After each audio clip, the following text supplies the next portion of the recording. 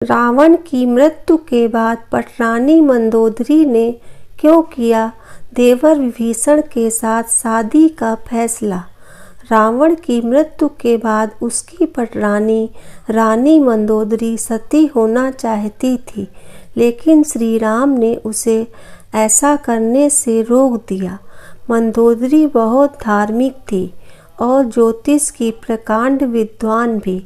आखिर क्यों इस पतिव्रता स्त्री ने देवर से शादी करने का फैसला किया। रामायण के कई ऐसे पात्र हैं जिनके जीवन से जुड़ी बातें आज भी रहस्य हैं। इनमें से एक चरित्र रावण की पत्नी का है, जिसके बारे में कई रोचक तथ्य मिलते हैं। आइए जानें रावण की मृत्यु के बाद के उनके जीवन के बारे में। हिंदू महाकाव्य रामायण के अनुसार लंका के राजा रावण की रानी के रूप में मंदोदरी को वर्णित किया जाता है। रामायण में उन्हें सुंदर, पवित्र और पतिव्रता स्त्री के रूप में दिखाया गया है। उन्हें रामायण काल की सबसे सुंदर पंच कन्याओं के रूप में जाना जाता है और मान्यता है कि उनके नाम से कई बाधाएं दूर होती हैं। आइए जानें रावण की मृत्यु के बाद मंदोदरी के जीवन की कुछ प्रचलित कथाओं के बारे में। दशहरा खत्म हो चुका है। देश में जगह जगह रावण दहन हो गया है। युद्ध में रावण की मृत्यु के साथ ही जब राम की जीत होती है तो उस दिन ही हिंदू धर्म में जीत की इस खुशी को दशहरा त्यौहार के जरिए जाहिर किया जाता है। रावण के परिवार में दो लोग सीता के अपहरण और युद्ध के खिलाफ थे। वो थे भाई विभीषण और पटरानी मंदोदरी। दोनों बिल्कुल युद्ध नहीं चाहते थे और लगातार रावण को सीता को सम्मानपूर्वक राम को लौटा देने के पक्ष में थे, लेकिन ऐसा नहीं हुआ। लड़ाई हुई, उसमें रावण मारा गया। इसके बाद राम ने लंका का राजपाट रावण के छोटे भाई विभीषण को सौंप दिया। लेकिन क्या आपको मालूम है कि रावण की पटरानी मंदोदरी का क्या हुआ? आखिर क्यों उसने विभीषण से शादी का फैसला किया? कौन थी मंदोदरी? पुराणों की एक कथा के मुताबिक मधुरा नाम की एक अप्सरा कैलाश पर्वत पर भगवान शिव की तलाश में पहुंची। तलाशते हुए जब वो भगवान शिव के पास पहुंची तो उसने वहां पार्वती जी को न देखकर शिव को रिझाने के लिए प्रयास शुरू कर दिए। जब कुछ समय बाद वहां पार्वती जी पहुंची तो उन्होंने मधुरा के शरीर पर शिव जी की भस्म देखी और फिर वो क्रोधित हो गईं। पार्वती जी ने मधुरा को श्राप दिया कि वो 12 साल तक मेढक बनी रहेगी और कुएं में उसका वास होगा। मधुरा को अपनी गलती की कीमत चुकानी पड़ी और असहाय कष्ट का जीवन शुरू हो गया। जिस समय ये सारी घटनाएं घट रही थीं, उसी समय कैलाश पर असुर राजा मायासुर अपनी पत्नी के साथ तपस्या कर रहे थे। दोनों एक बेटी की कामना के लिए तपस्या कर रहे थे। 12 वर्षों तक दोनों तप करते रहे। इधर मधुरा के श्राप का जब अंत हुआ तो वो कुएं में ही रोने लगी। सौभाग्य से असुर राज और उनकी पत्नी दोनों कुएं के नज़दीक ही तपस्या में लीन थे। जब उन्होंने रोने की आवाज़ सुनी तो कुएं के पास गए। वहां उन्हें मधुरा दिखी, जिसने पूरी कहानी सुनाई। असुर राज ने तपस्या छोड़कर मधुरा को ही अपनी बेटी मान लिया। मधुरा का नाम बदलकर मंदोदरी कर दिया गया। महल का जीवन और रावण से मुलाकात। असुर राज के महल में मंदोदरी को राजकुमारी का जीवन मिला। वो अपनी नई जिंदगी में बेहद खुश थी, लेकिन इसी बीच उसकी जिंदगी में रावण का आगमन हुआ। मंदोदरी के पिता मायासुर से मिलने रावण पहुंचा।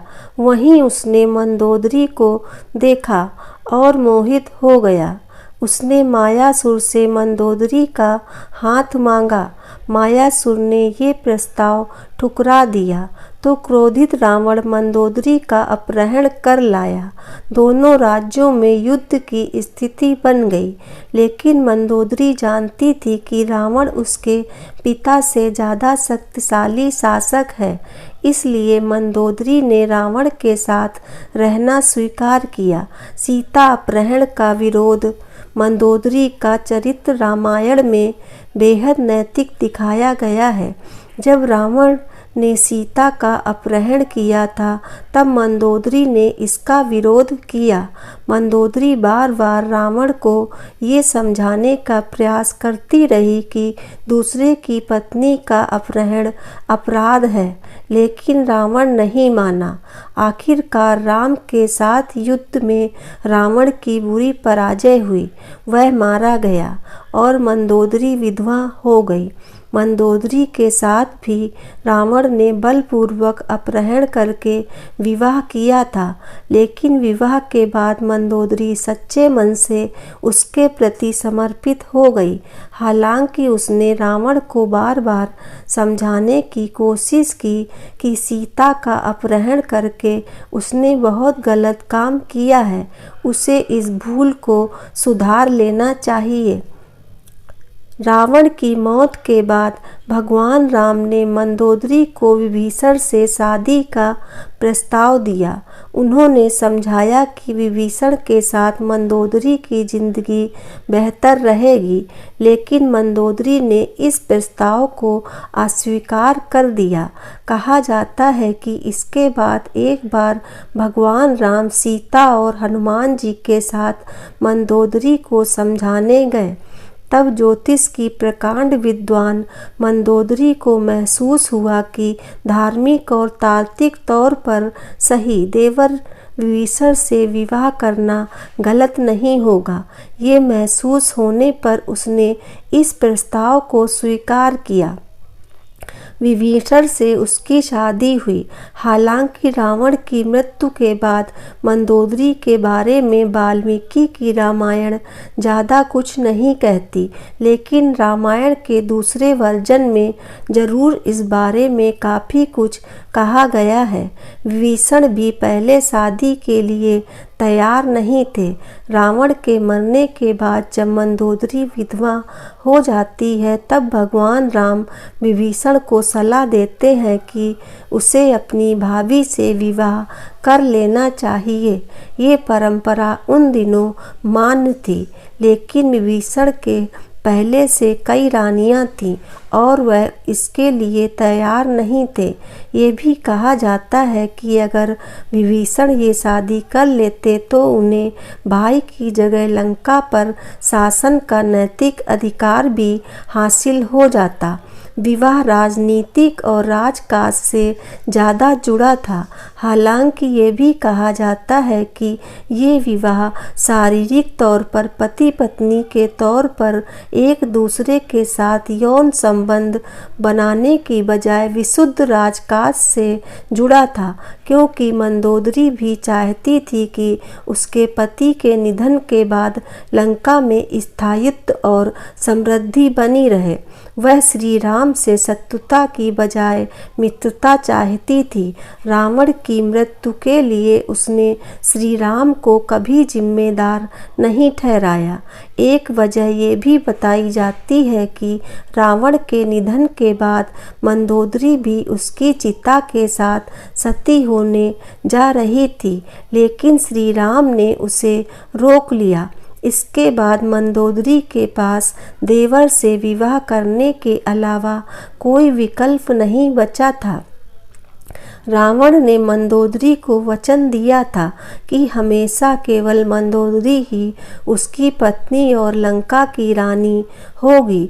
विवाह के बाद मंदोदरी को उपहार के रूप में मायासुर ने रावण को सोने की लंका दी थी। एक कहानी यह भी है कि रावण की मृत्यु एक विशेष बाण से हुई थी और इस बाण की सूचना मंदोदरी ने ही हनुमान को दी थी। रावण की मृत्यु के बाद वास्तव में मंदोदरी का क्या हुआ, इस बात के लिए कोई प्रमाणिक तथ्य नहीं मिलते, लेकिन कुछ कथाओं में उनके आगे के जीवन के बारे में जिक्र जरूर मिलता है। जय श्री राम। दोस्तों, आपको ये जानकारी कैसी लगी कृपया कमेंट करके ज़रूर बताएं और ऐसी ही कहानी एवं कथाओं को जानने के लिए हमारे चैनल को लाइक व सब्सक्राइब ज़रूर करें। धन्यवाद।